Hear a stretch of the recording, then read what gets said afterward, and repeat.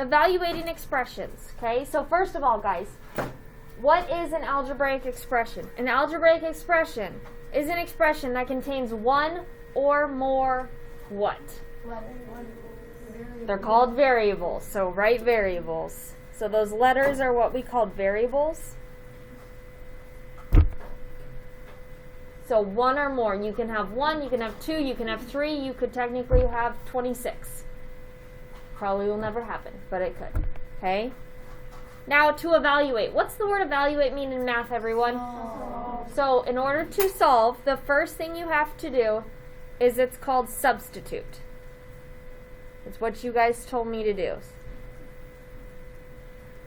You want to substitute the variables with their given values. So that's exactly what we did. We plugged in -2, we plugged in 6, we plugged in 4. We plugged in the numbers into the variable spot. That's what we call substitute. That's a math word that you will keep using as concepts grow, the more you get in farther in math. And then once you substitute, you must follow the what? Order of operations.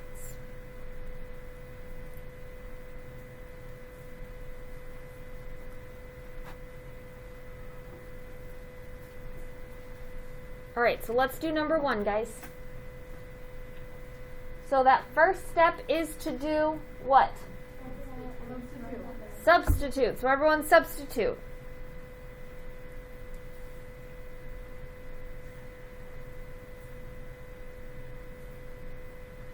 Remember, it is not 75. It is not 4 minus 3. It's 7 times 5, so we keep that 5 in parentheses. And it's 4 times the -3, so we keep that -3 in parentheses. Parentheses will make it easier on you than the dots will. So I get in the habit of parentheses, not the dots. Now what do we do? Multiply what? 7 times 5, what is it?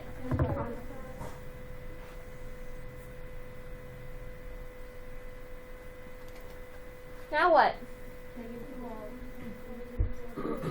4 times -3. What's 4 times -3? -12.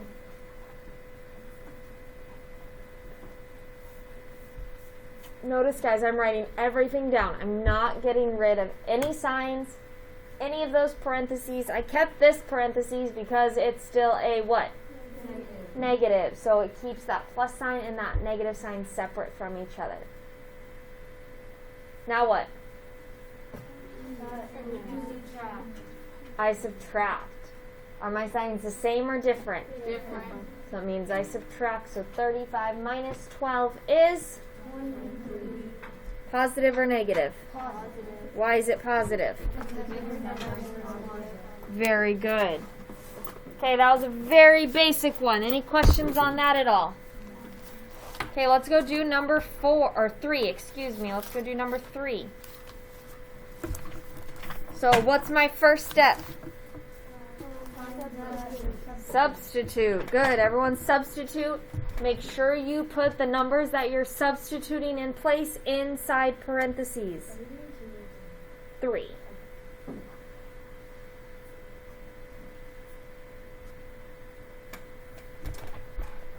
So always substitute first.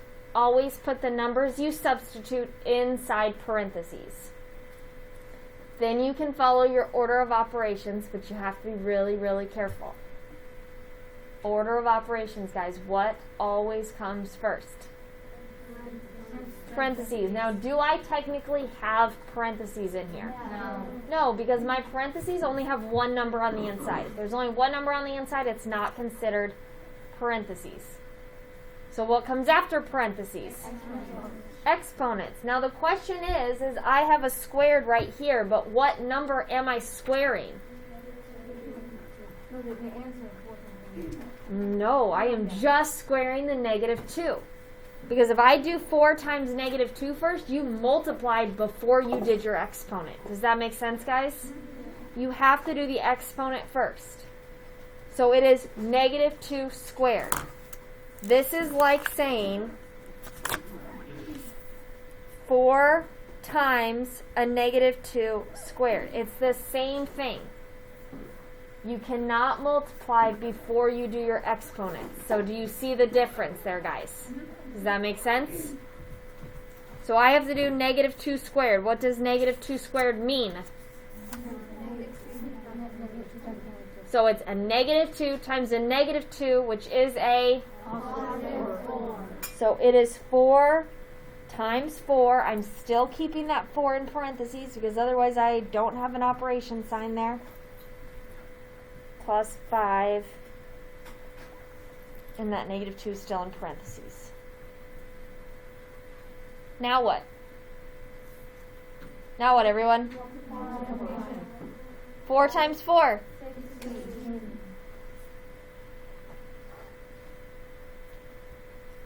Now what? What's 5 times negative 2? It's a negative 10, so I'm still going to keep it inside parentheses because it is a negative number. Keep it nice and neat. 16 plus negative 10 is what, everyone? 6.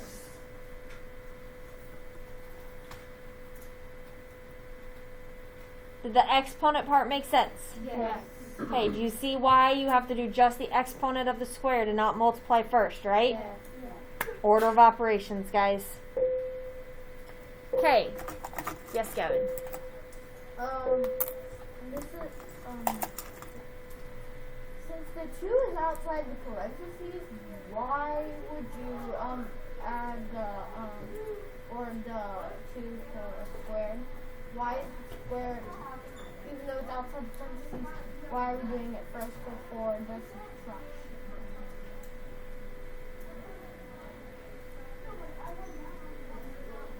Because exponents come before multiplication. Oh, If you multiply first, you would have gone out of order. So you have to do exponents before you can multiply. How do you know to put the exponent like inside the parentheses or outside of them? Never put it on the inside unless that's where it's located automatically. So I always, when you ever put the number that you're substituting in, that always goes inside parentheses. But you don't ever put anything else inside that parentheses with that. Does that make sense? Abram?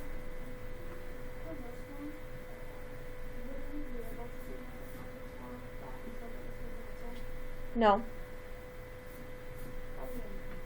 Nope. Because 4 times 2 is 8. And 8 squared is 64.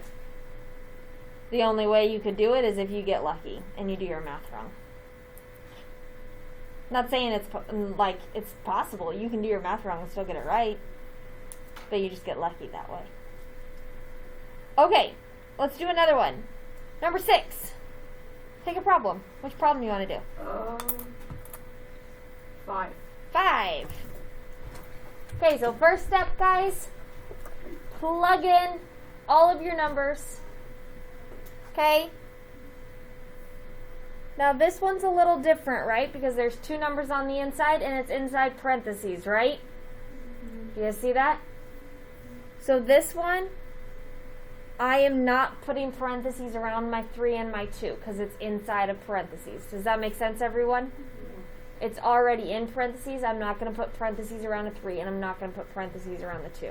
But I am going to put a dot for a multiplication sign between them so I know that I am multiplying. Does that make sense, guys? And then I'm going to put minus 4 parentheses 2 cubed plus 1. All right. So what's different from 3 and 5? What do I need to do first on 5? Aubrey? This one I have parentheses. So do you guys see the difference between 4m squared and ab squared? Okay? A and b is inside parentheses, which means you have to solve the a times b before you can do the exponent. Do you guys see the difference there? So what is 3 times 2? Keep everything exactly the same. I'm keeping that 6 inside parentheses, keeping the squared with it. So now what do I do? 6 squared. 6 squared. And what is 6 squared, everyone? 36.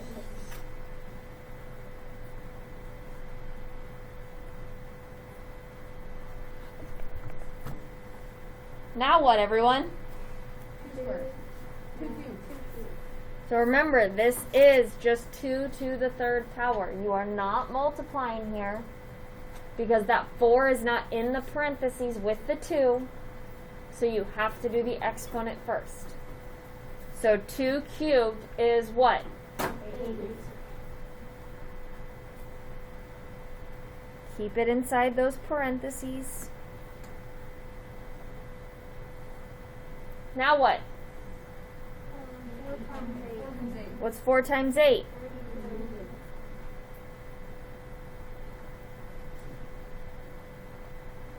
Now what? 36 minus 36.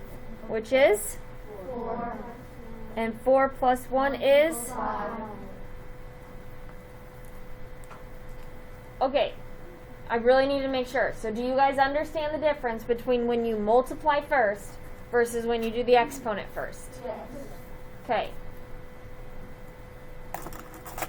Leah, How do you know that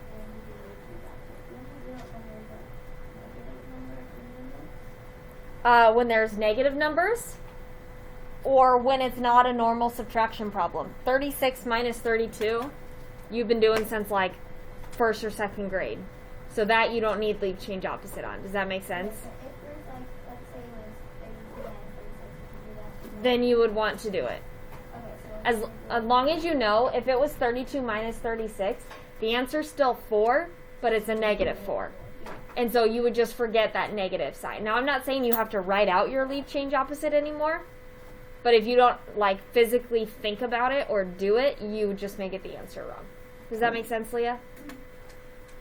I thought every time you saw like something inside of parentheses, you got rid of the parentheses because you saw it. I only keep this because that means multiplication. Okay. If I get rid of it, I'm making my my number is 48, and I may forget to multiply the 4 times the 8. Does that make sense? Yeah.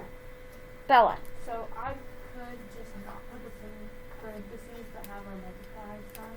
As long as you're using dots. Okay. We don't do X's anymore. Yeah. So as long as it's a dot, you're totally fine. Good questions, guys. Other questions? Number 12. Pick a problem for me. 6. Okay, first step, guys. Substitute.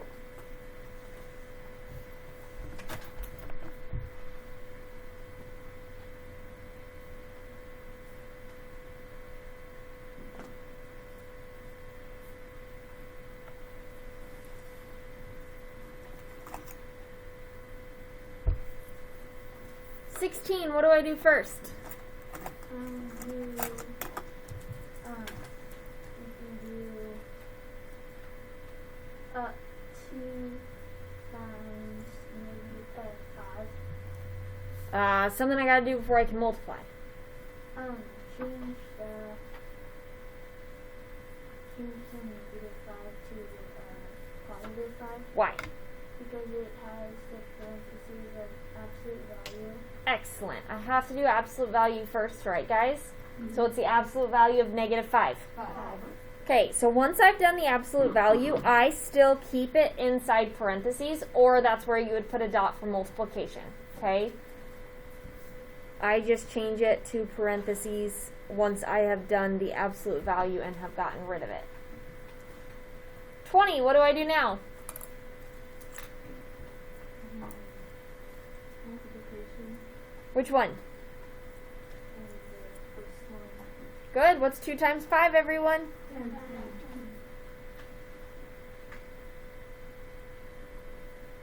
11, what now? Then you do the -3 times -5. Oh, wait, times 4. There we go. What's 3 times 4, everyone? 12. 17, what now?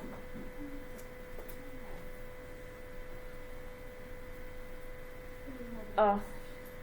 Addison, what do I do now?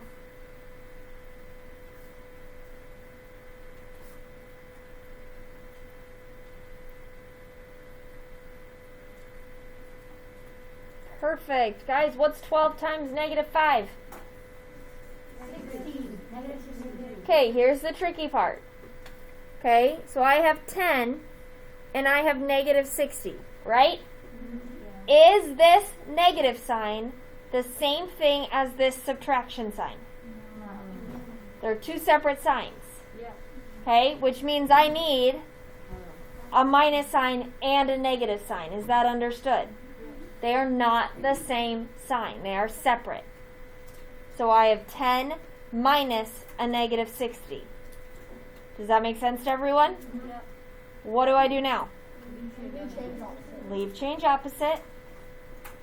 Girls, put your hands down. Which means my answer is what, everyone?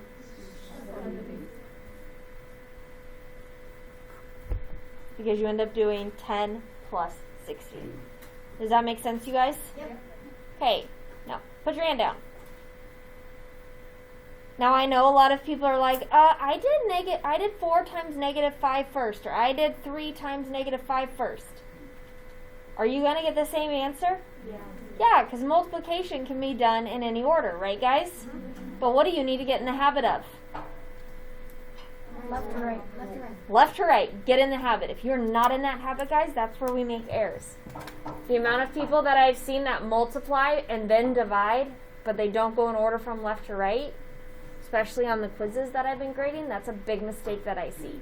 Get in the habit of no matter what, going left to right. Does that make sense? Yep. Eva. I did 3 times negative 5 first because 5 was first on the original problem because it was on us. Oh, did I just write it backwards? That's my bad. Yes. Yep. Totally fine. But like I said, order doesn't matter, right, guys? Yep. Yep.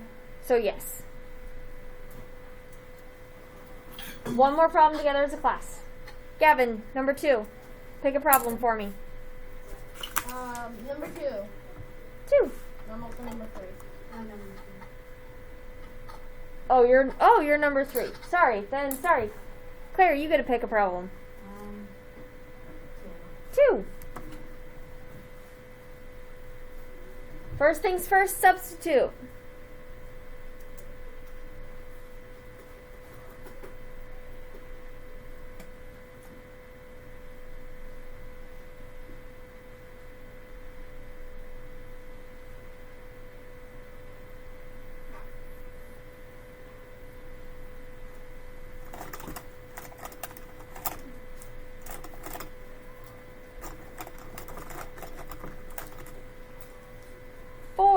What do I do first? You do 4 to the power of 2. Which is? 16. Perfect.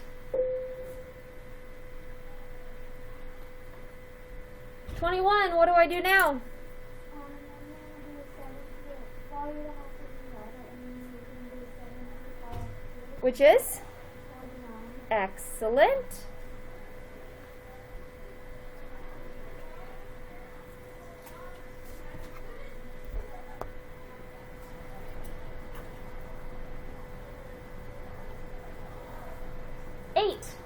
What now? You do 9 times 16. Which is? 124. Excellent. 13. Then you're going to do 2 times 49. Which is? 98. Excellent. 23. What now?